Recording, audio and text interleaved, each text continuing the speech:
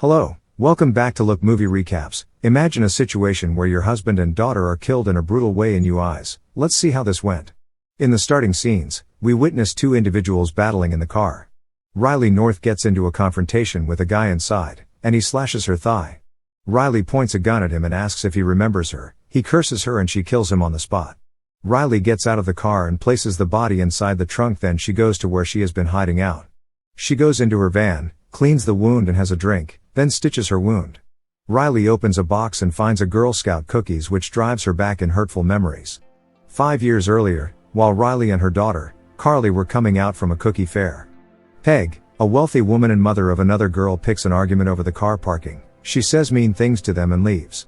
Riley corrects Carly when she tells her mother that Carly should have struck her in the face. She says to her that it's wrong and they shouldn't do it. Riley takes Carly to her husband, Chris. She tells him to take care of Carly's birthday party until she arrives, and leaves for work. Riley's supervisor orders her to put in more hours when she gets at the bank where she works. Despite informing her that it was her daughter's birthday, he tells her the other workers didn't show up. Meanwhile, Mickey, partner of Chris, brings to him a shady deal, which has a lot of risk. Mickey persuades Chris to change his mind by assuring him that he could provide Riley and Carly with a better life. Riley gets home late and finds no one came to the party. She gets to know that all the kids went to Peg's holiday party, which she threw on purpose. To cheer up Carly, Riley suggests they all go to Christmas carnival and will have a lot of fun. Carly gets excited and Chris promises Riley he will make things better. Realizing what he is putting at stake, he immediately calls Mickey to tell him he is backing out. Cortez, a gang member, is keeping a watch on Chris, and as the family leaves, Cortez calls his boss, Diego Garcia, who is beating up Mickey for stealing his money. Cortez tells him he found Chris and he is tailing him. Garcia wants them dead, and it should be a loud message to the people who are trying to mess with him. Chris, Riley and Carly are having a great time, taking pictures and enjoying every ride. Just then, 3 hitmen arrive in a car. Chris and Carly walk towards the car and the hitmen start firing at them. Chris and Carly died on the spot. Riley also gets shot multiple times and falls down. She gathers strength and runs to them and cries, holding her deceased daughter. Then the help arrives and they take Riley to the hospital. Detectives Carmichael and Moises arrive at the scene. Carmichael feels bad after looking at Carly's dead body. Riley wakes up in hospital after a month and Carmichael approaches her. He asks her to identify 3 suspects in their custody or they will get released the next day. Riley gets to know that Chris got killed because he was planning to steal something from a drug dealer, Diego Garcia. Carmichael tells her that Chris had dropped the idea, but the word had already got out that he was going to be part of the heist. Riley cries with grief. He gives her the pictures they had together before they were shot. Riley looks at the pictures and recollects the memory. When Carmichael was about to leave, Riley says she remembers the shooters. Riley went with Carmichael and identifies all 3 shooters who were standing in the line. Detective Moises warns Carmichael and tells him the last cop who went after Diego Garcia is still missing. They have people inside and hanged his badge inside the police headquarters as a sign of warning. They realize Garcia got people inside and decides to stay away from the case. Riley gets an eviction notice, and she packs her stuff. She gets emotional after seeing Carly's drawings. Just then, Henderson, the defendant counsel, comes in and tries to convince Riley to take back her case by offering money. She tells him to get out. He sees her antipsychotic medication and says maybe her memory is hazy and didn't see things. Riley angrily gives his money and pushes him back.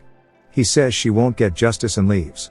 In the court, Henderson keeps drilling her and makes her confess she is under antipsychotic medication. He convinces the court that Riley is delusional and no truth in her statement.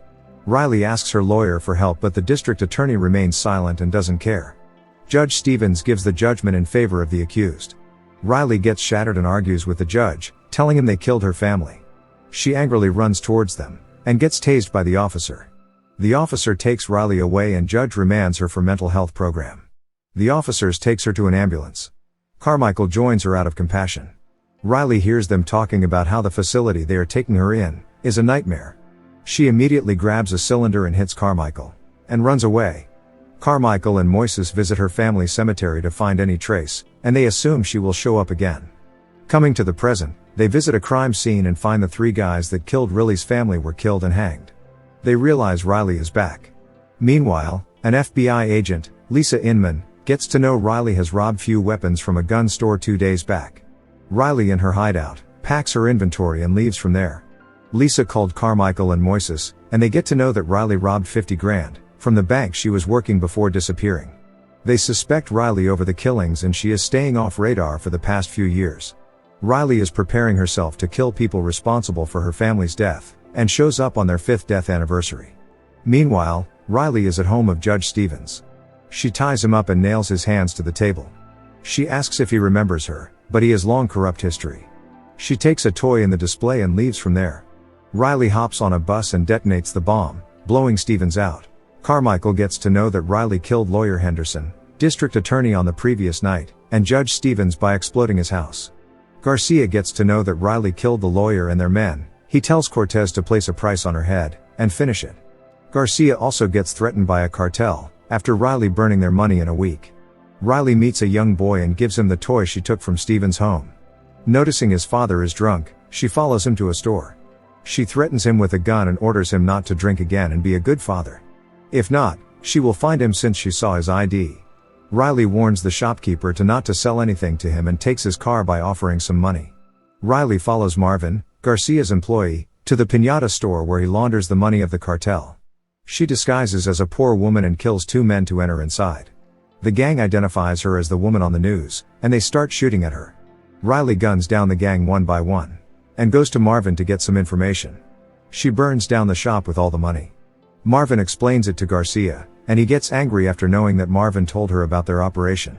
Riley is all over the news and social media is coming up with some theories. Lisa and Carmichael investigate the piñata store, and Carmichael doesn't think Riley could pull that off. He tells Moises that he will contact narcotics to find any intel on Garcia's locations. Lisa gets curious over Riley's hideout, since she has been there for the last 3 months. Garcia kills Marvin and thinks he must have said Riley about the lab. He sets a trap to kill Riley. Lisa and Carmichael go to crime analysis wing and find her location. They get surprised as Riley is getting a lot of support from the people. Lisa finds a place where the crime rate is low from the last 3 months. Thinking it's where Riley is hiding out, and Lisa sets out to find her.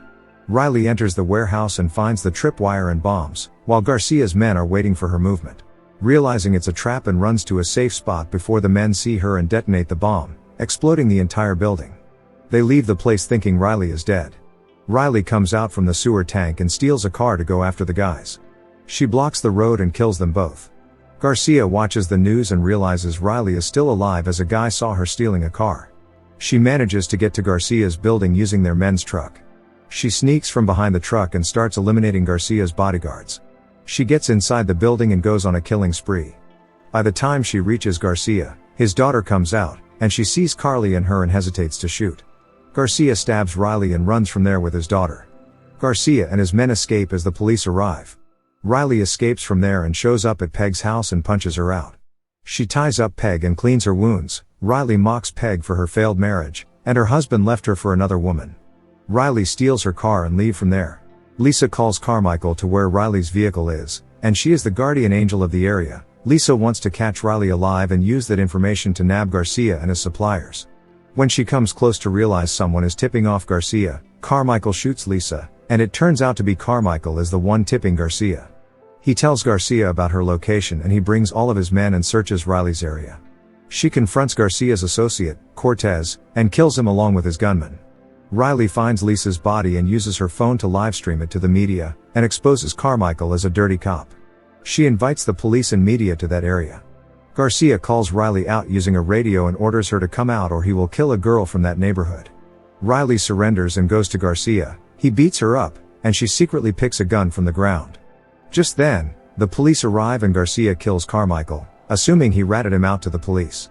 Garcia flees, but Riley catches him, beats him up, and is about to shoot him. Moises arrives and asks Riley to stand down and assures her that Garcia will surely rot in prison this time with no hope of bribing himself out.